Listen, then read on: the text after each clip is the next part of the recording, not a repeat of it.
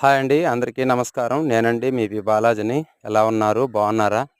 చూడండి, మా శ్రీకాకుళం ఏరియాలోన ఇలా బెల్లం అయితే వండుతారండి.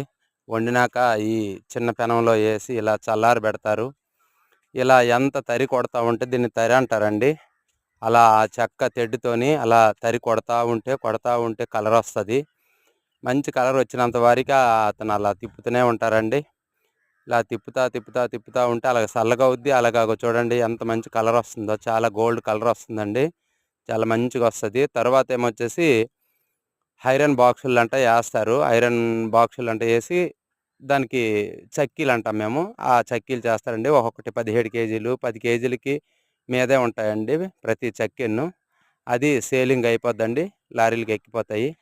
ఇదండి ఈరోజుటి వీడియో. వీడియో నచ్చితే లైక్ చేయండి, షేర్ చేయండి, సబ్స్క్రైబ్ చేయండి. పక్కనే ఉన్న బెల్ బటన్ నొక్కండి. అందరికీ నమస్కారం.